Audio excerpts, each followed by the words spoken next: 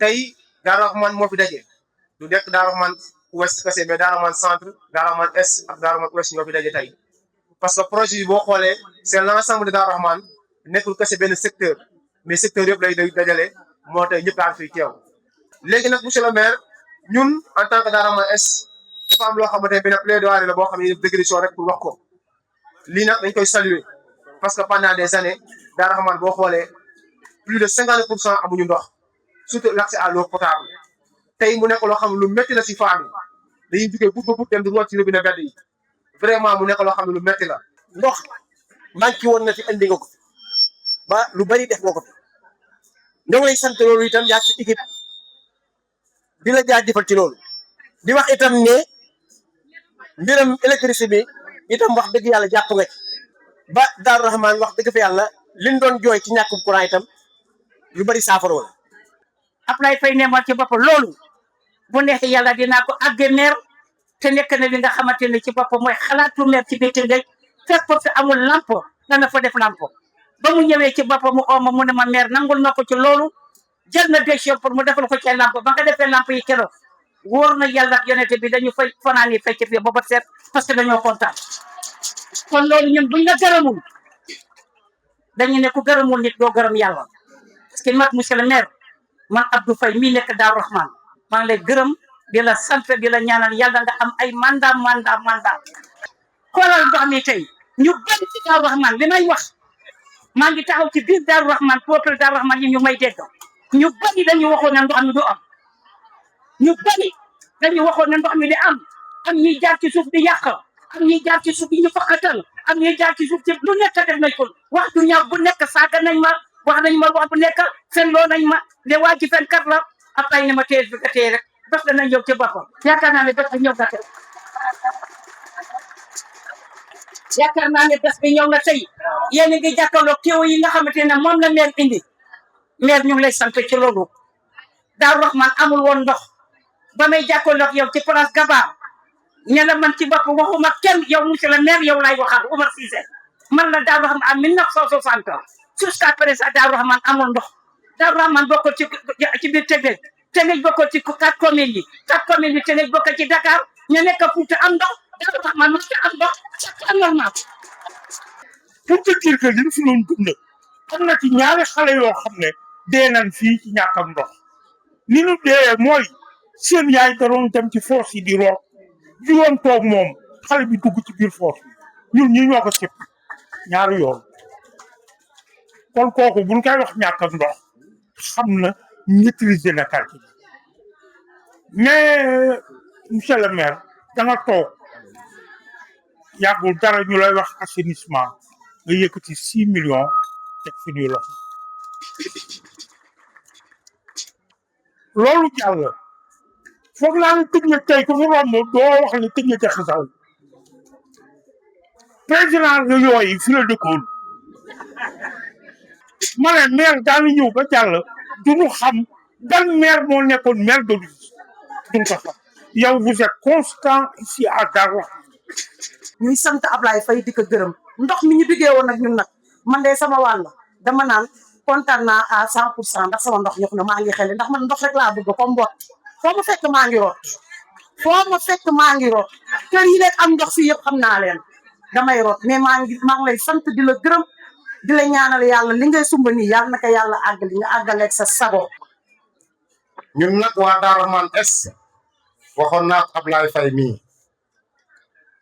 suñu ceeb ya changé na de parce que dugal na ko formation ñun buñ daan joxe benn suñu jabar yi léegi yokk nañu géej gi yeeg suul beeg bëgg bi ba lépp sax na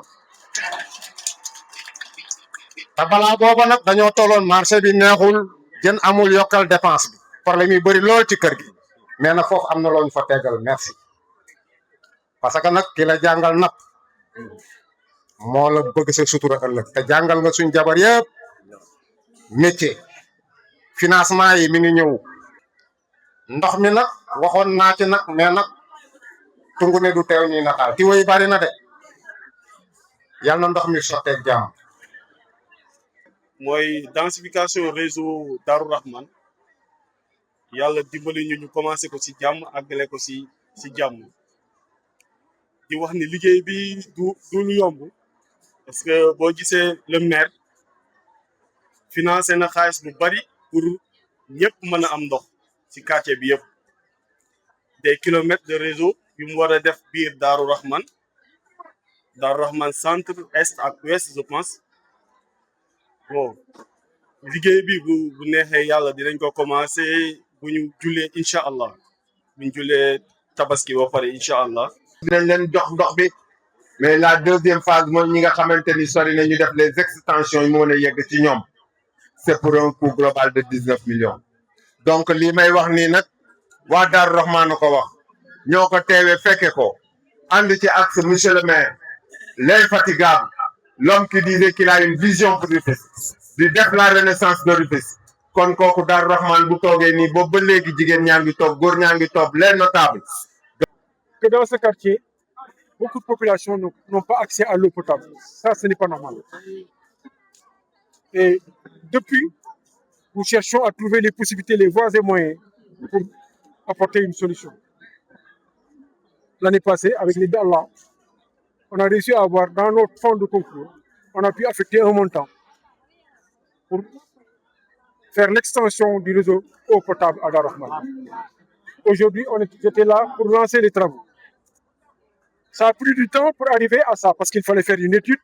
Au bout du processus, nous avons choisi une entreprise, nous avons signé, tout a été fait de façon régulière.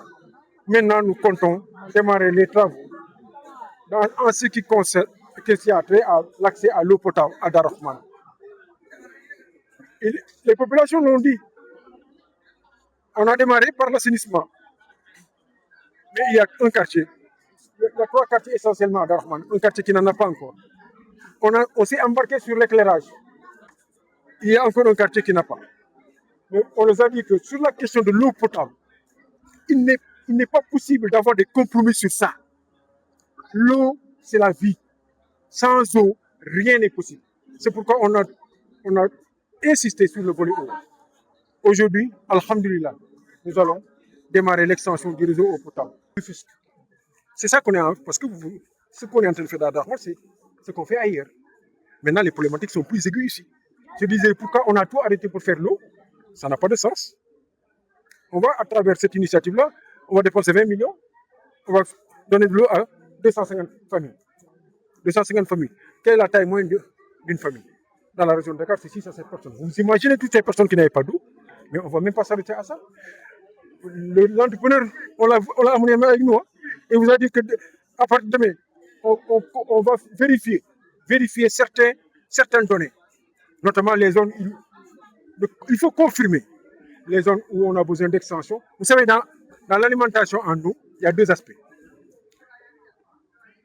am na koo xam ni tuyau ba ñëw na ci buntu kër kooku lan la branchement wante am na koo xam ni tuyau yi egsi ñu kooku lan la extension ci suñu projet bi il y a aussi bien de l'extension que du branchement parce que yenn saa yi famille yi dañuy toll situation bu metti bu nga xam ni du ñu am sax moyen pour brancher wu waxatuma nag extension kon loolu ñaar yëpp daje na fii te ñun pareeguñu.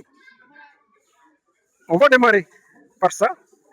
Et dans tous les 3 zones de Darou Rahman, Est, Ouest, Centre, et dès qu'on termine les évaluations, après la Tabaski, ils commencent les travaux.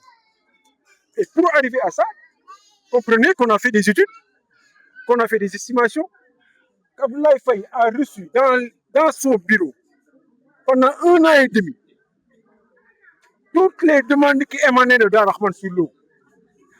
C'est le lieu de l'introduire. Vous avez entendu. Tout le monde disait Abdoulaye. Parce qu'il n'en est pas à sa première intervention sur Darou Rahman. À travers le PASIC. Je disais que le PASIC, il y a la Kundi. Le PASIC est révolutionnaire. Ça n'existe nulle part. Et je voudrais que la presse, allez-y, regardez le PASIC. Comment il est. Regardez. Les populations disent Abdoulaye, vous avez formé les femmes.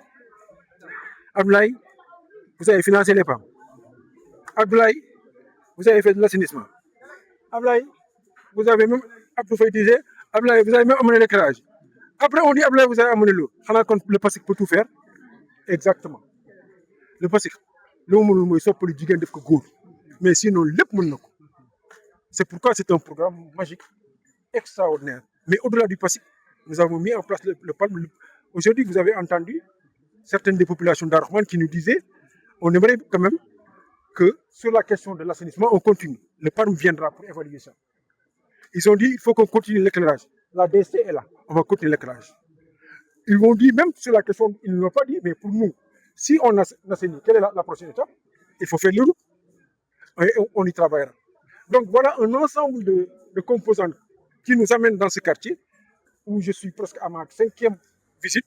Mais aujourd'hui, c'est un domaine qui me tient à cœur parce que mënuma xalaat qu'on dise que dans la ville de Rufisque, il y a des populations qui n'ont pas accès à l'eau. Voilà donc de façon assez brève ce que nous sommes venus faire ici. Et je remercie toutes les populations qui nous ont accueillis en masse. Et je remercie toutes les notables, toutes les autorités qui m'ont accompagné, toute l'expertise qui est derrière moi, nos amis du quartier, où c'est nous, on m'a beaucoup parlé de tout ce que tu es en train de faire. Et vous aussi à travers la presse. Continuez à nous accompagner et on va faire la ville ensemble. Maintenant, vous nous permettrez à chaque fois de faire des débordements pour expliquer que c'est ça l'objet, mais c'est autre chose.